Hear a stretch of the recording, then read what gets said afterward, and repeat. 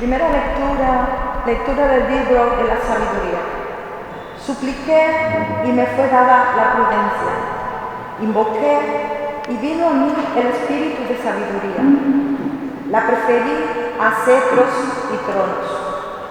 Y a su lado en nada tuve la riqueza. No la equiparé a la piedra más preciosa, porque todo el oro ante ella es un poco de arena, y junto a ella la plata es como el barro.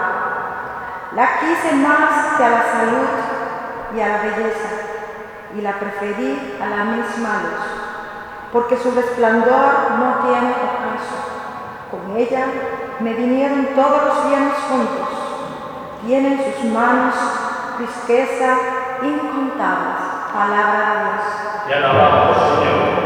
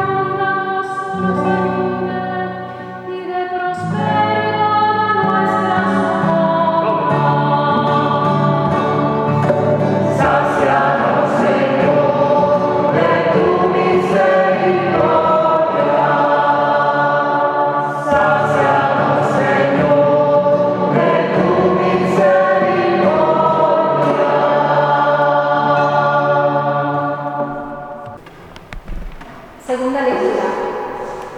Lectura de la carta a los Hebreos. Hermanos, la palabra de Dios es viva y eficaz, más tajante que espada de doble filo. Penetra hasta el punto donde se dividen alma y espíritu, coyunturas y tuétanos.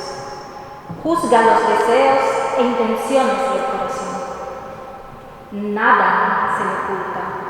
Todo está patente y descubierto a los ojos de aquel a quien hemos de rendir cuentas. Palabra de Dios. Te alabamos,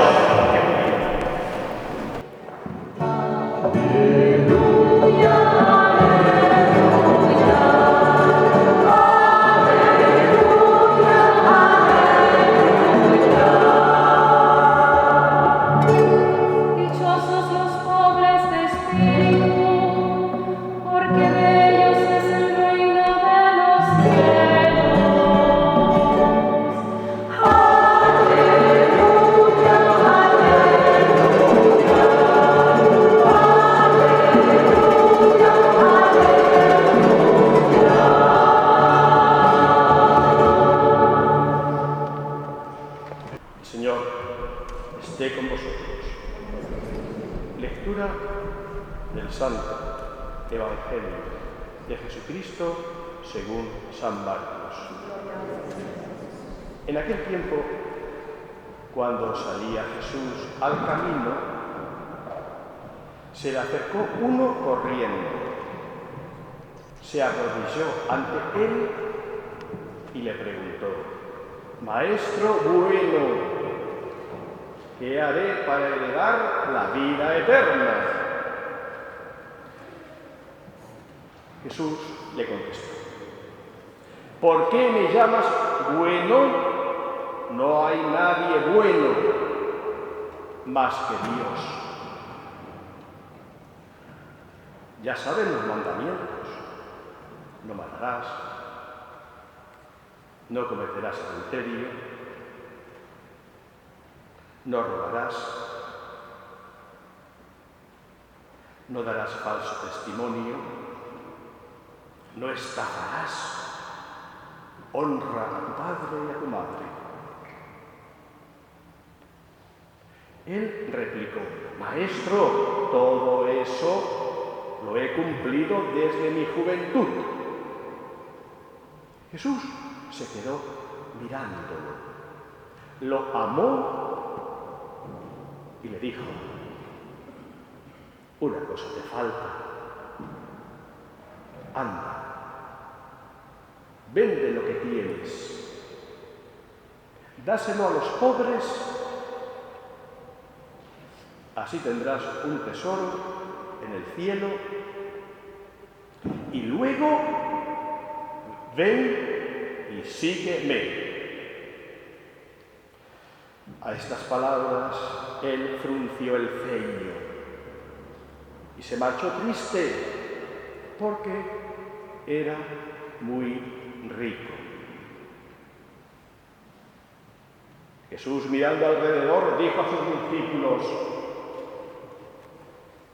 «Qué difícil le será entrar en el reino de Dios a los que tienen riquezas».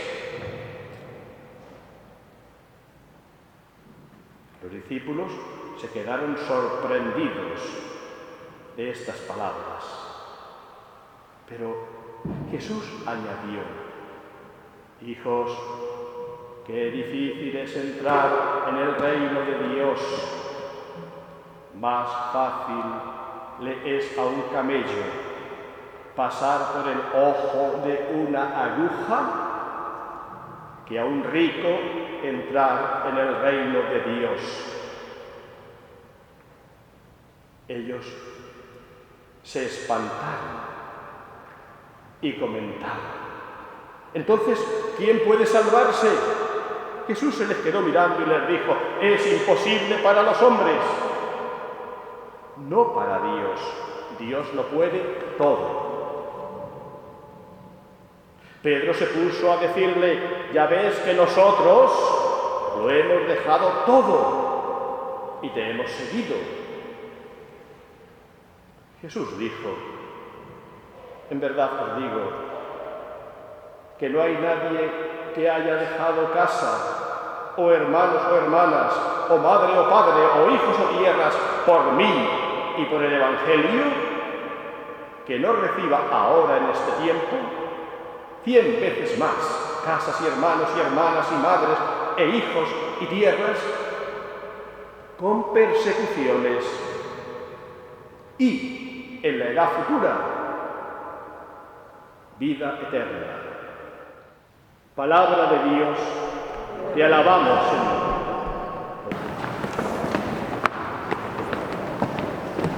Primero, se quedaron sorprendidos los discípulos al escuchar las palabras de Jesús: «Qué difícil les será entrar en el reino de Dios a los que tienen riquezas». Y se quedaron sorprendidos no porque vieran lo exigente que es ese mensaje de amor y de solidaridad: da el dinero a los pobres, y si das, en mi tierra por lo menos el que da se queda con menos, y solo el que se queda con menos es más, y solo el que es pequeño es grande, y solo el que se pone a servir será rey con Cristo en la gloria. En mi tierra, si das, te quedas con menos. Y es que se quedan sorprendidos, no solo porque exija Jesús una radical solidaridad con los pobres, los que vienen en pateras desde África a Europa, por ejemplo, los que desde Honduras, El Salvador y Guatemala y otros países de Centroamérica y México suben arriba hacia el norte, creyendo que en los Estados Unidos está el paraíso. Vienen y acuden, pobres. Y dice Cristo, tienes tú tienes y ellos no. Da de comer al hambriento, da de beber al sediento, da hospedaje a los que no tienen techo, y a veces es complicado por la regulación de las legislaciones, pero ahí está el reto de Jesús. Visita a los enfermos e incluso a los delincuentes, o sea, a los que están en las cárceles. Da. Y te quedas con menos. Pero no solo porque eso es una gran exigencia, está claro. Es que hasta el Antiguo Testamento, hasta que llega Jesús, pensaban que el reino de los cielos era para los ricos, que el reino de los cielos era para los que rezaban mucho, que el reino de los cielos era para los que entendían de la Biblia, los escribas, que el reino de los cielos era para los piadosos, los fariseos. Y Jesús dice que no, que el reino de Dios no es para los ricos, sino bienaventurados los pobres. ¿Por qué? Porque vuestro es el reino de Dios, es una nueva sabiduría, en donde las esperanzas que habían depositado en Yahvé, el Señor, descubren que estaban equivocadas. Querían riquezas en este mundo, pero Jesús advierte, sí, y con persecuciones, con la cruz. La bendición de Dios no son los bienes materiales. Desafortunadamente, parte del Antiguo Testamento así tiene esa forma de enfocar la salvación de Dios. Dios bendice al rico, al poderoso, al fuerte, al rey David que en una piedra derriba al gigante Goliat, o al rey Salomón que tuvo gran sabiduría. Sí, era sabio, pero creó grandes riquezas, grandes palacios, buscó amantes, tuvo concubinas, e incluso David, que también tenía esas riquezas y poderes, no solo tuvo multitud de mujeres, sino que se encaprichó de la mujer de Urías elitita, se quedó con ella, y para tapar el adulterio hace que el esposo legítimo muera en el combate. Todos recordamos al profeta que acude al rey David y le dice: Rey David, había dos hombres pastores, uno tenía grandes rebaños, el otro solo una ovejita. El que tenía muchos rebaños recibió visita y quiso agasajar a su visita sacrificando un cordero para comerlo. Y fue y le quitó el cordero al pobre, al que solo tenía una oveja, le quitó, la sacrificó y invitó así: Rey David, ¿qué merece ese hombre? Y el rey David se levanta enfurecido del trono con su poder, con su falsa sabiduría: ese hombre debe morir. Enseguida la sentencia de muerte, enseguida la condenación, enseguida tirando piedras, como cuando de la adúltera. Ese hombre debe morir, sentencia David, porque quitó la ovejita única al pastor pobre, y eso que él tenía un rebaño grande. Y el profeta se levanta y, señalando al rey delante de toda la corte: ese hombre eres tú. Has quitado a la mujer a Urías, y para tapar el crimen mandas que le maten en el combate, enviándolo al sitio más peligroso de la batalla. Un soldado tuyo bueno y fiel, al que no solo traicionas robándole la esposa, sino que encima, para tapar ese pecado, le mandas a morir. Ese hombre eres tú. Evidentemente toda la corte, todos los gobernantes corruptos: el profeta, que le corten la lengua, no, la cabeza, como Juan Bautista, que se calle el profeta. ¿Por qué? Ha señalado al rey y ha dicho en público su pecado. Pero el rey David dirá con el Salmo 50: misericordia, Señor, por tu bondad, borra mi delito, reconozco que he cometido pecado, misericordia, Señor. Y dice: no hagáis nada al profeta, pues él ha dicho la verdad. Bien, Esto viene de la falsa interpretación de la salvación.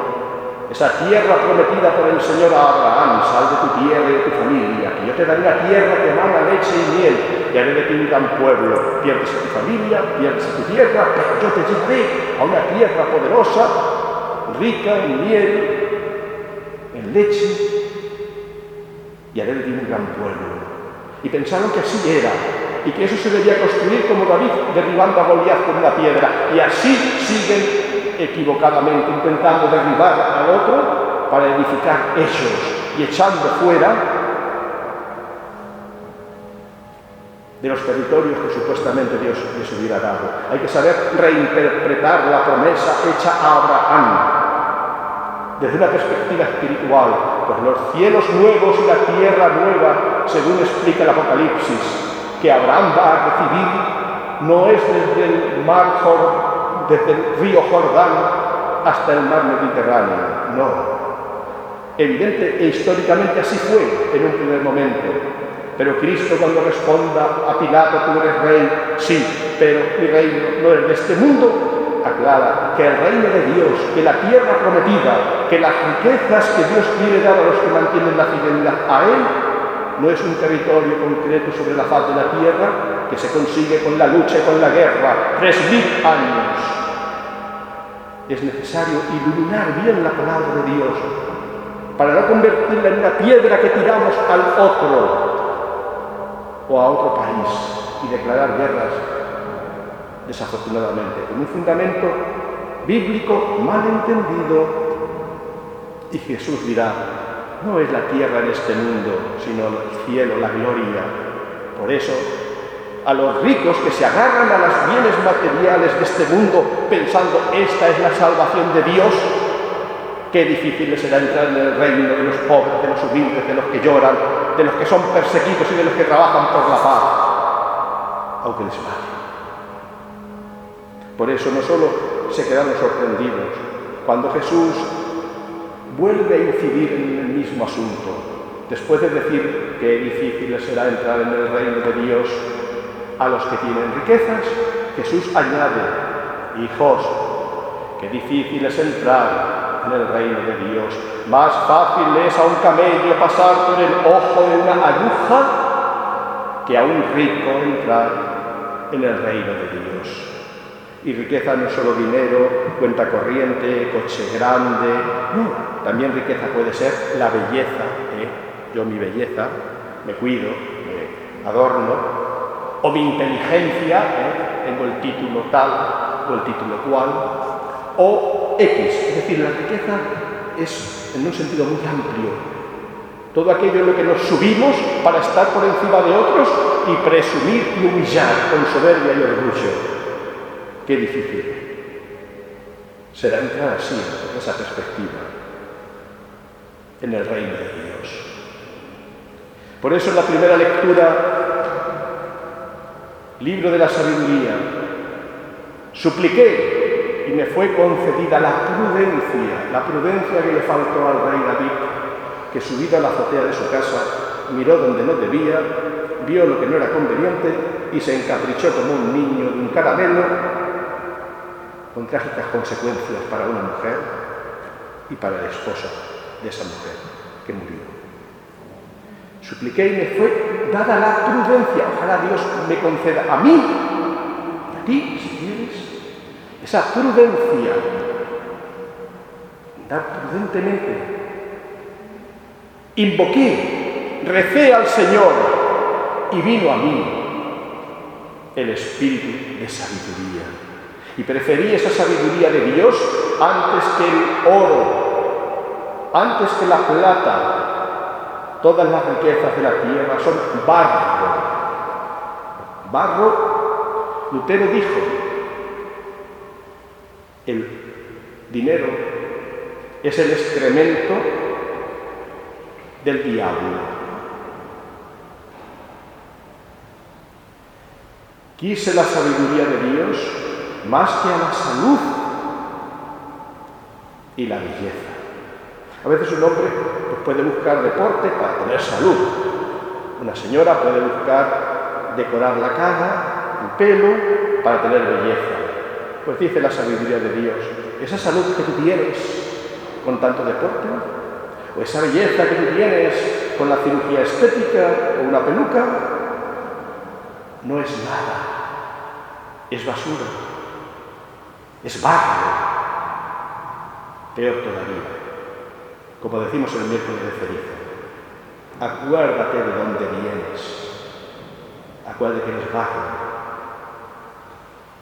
que esa belleza, que ese dinero, que esa fortaleza física, eres barro y al barro volverás. Nada en este mundo, ningún poder de la tierra, ninguna fuerza humana puede dar salvación.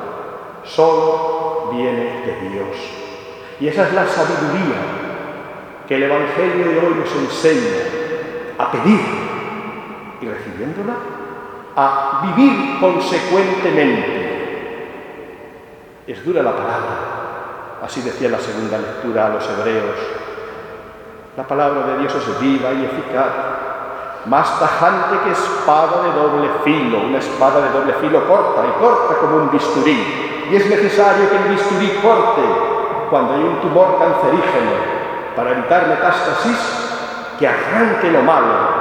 Y así es la palabra de Dios, que entra en nuestro corazón para quitar la soberbia, el orgullo, la lujuria, la avaricia, las mentiras, las críticas, las murmuraciones, los juicios temerarios en donde hablamos y juzgamos a los demás solo por lo que hemos visto desde fuera y resulta que a lo mejor nos estamos equivocando. La palabra de Dios es espada tajante de doble filo.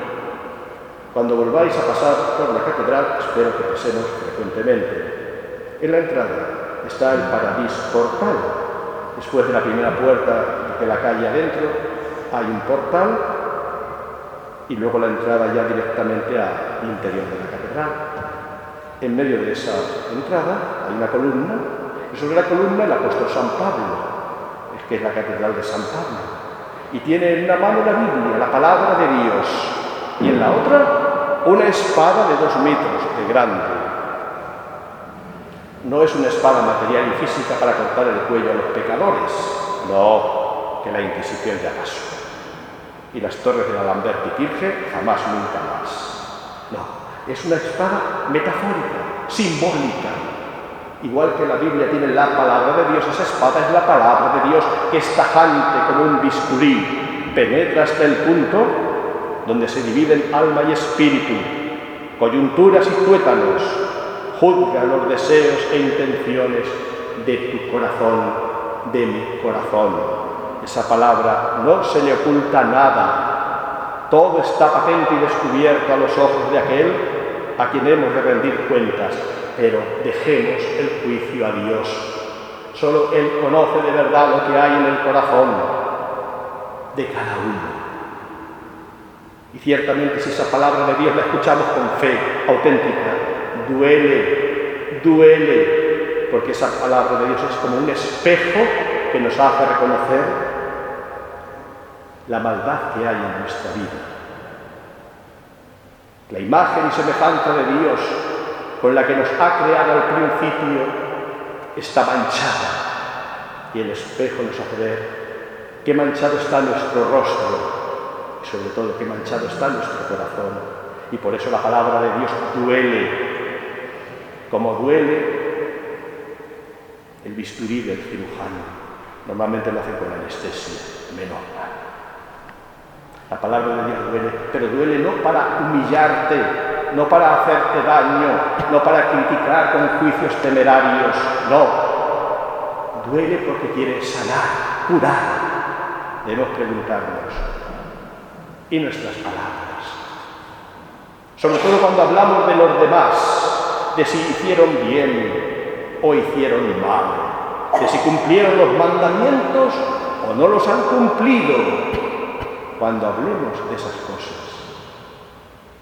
sea con temor y temblor, no sea que nos vayamos a equivocar.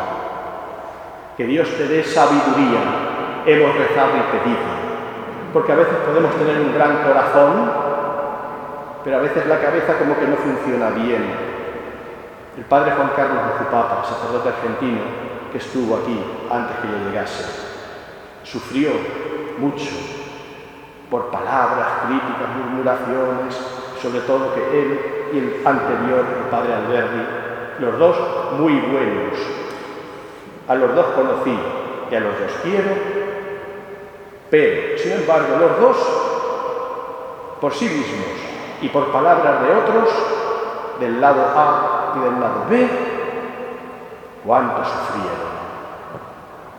Hay que callar, hay que saber callarse y no dando vueltas, me han dicho que dijeron que dijiste, o he visto esto y lo otro y lo de más allá y por lo tanto, como juez dicto sentencia. Hay mucho sufrimiento en las personas por palabras insensatas y ese padre Juan Carlos Muzupapa, y vuelvo a lo del corazón, tenía un cartel en la oficina.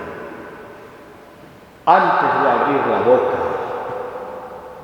comprueba que tienes dos cosas encendidas y funcionando: el corazón y la cabeza.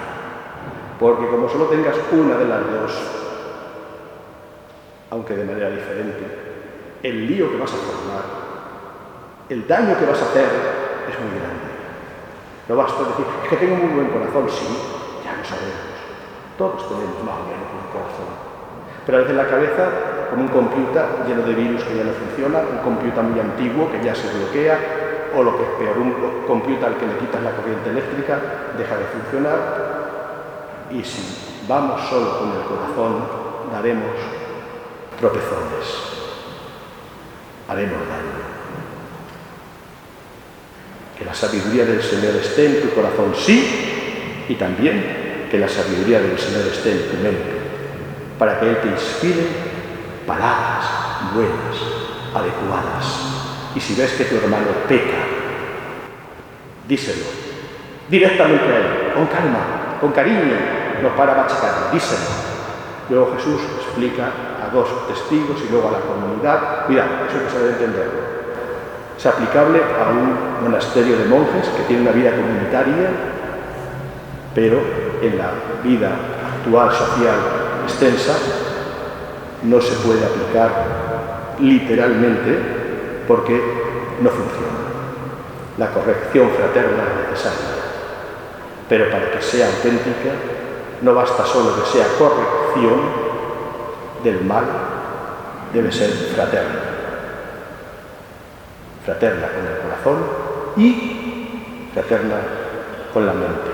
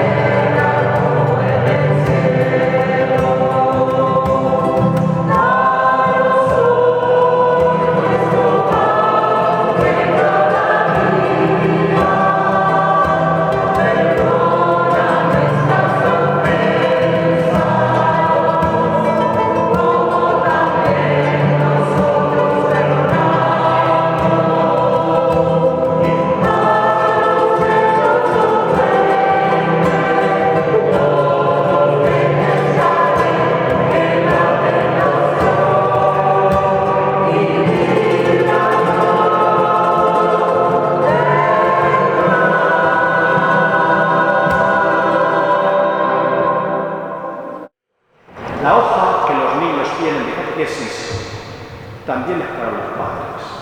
Por favor, padres, mirad la hoja que los niños han recibido de catequesis. Primero, les preguntas, ¿y qué te ha dicho el catequista? ¿Qué pone aquí?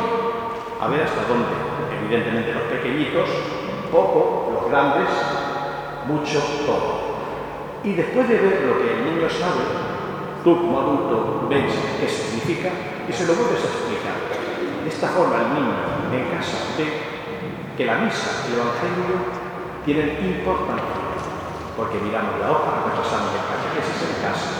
Por favor, haced. Último, la hoja del aviso, la foto del Señor de los Milagros, esta representación del Señor que nos trajo Isabel hace unos años, del Señor de los Milagros que hacemos en procesión, las andas que hizo nuestro amigo Pedro, aquel que cantaba con nosotros y luego emigró lejos, pues esas andas portando al Señor de los Milagros y por lo menos 4 personas, no pesa mucho, el auténtico, el original en Lima, creo que nos llevan entre 80 o 90 personas para procesionar y encima están horas en la calle. Estos de Lima son un poco exagerados en el buen sentido de la palabra. Nosotros, con una reproducción más pequeñita, pues vamos a hacer procesión el próximo domingo, si somos pocos, dentro de la iglesia. Y si somos muchos, nos vamos a la calle para manifestar en la calle nuestra fe en el Señor de los Milagros. Próximo domingo, fiesta del Señor de los Milagros, misa, procesión y después en el salón, fiesta. Ya con música no del Espíritu Santo, no, con música para bailar. Yo sé que hay personas que saben bailar música y baile folclórico de Perú, lo he visto hace poco y he conocido.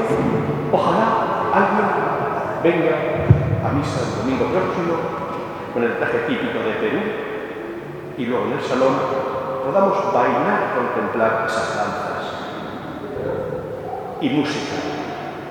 O bien cantamos en vivo, o bien ponemos un CD y escuchamos música de Perú y bailamos. Y comida compartida. Los que ya conocéis la parroquia sabéis lo que eso significa. Cada cual lo que buenamente y libremente pueda traer. La parroquia pone, el señor obispo paga el vino. Y como hay conductores de coches y niños, además de vino, zumo de naranja, agua, café y té. Antes de pasar al salón del Santo Café, si alguien hay luego que sepa que después de la Santa Misa tenemos el Santo Café en el salón a la izquierda, todos, como siempre, cordialmente invitados.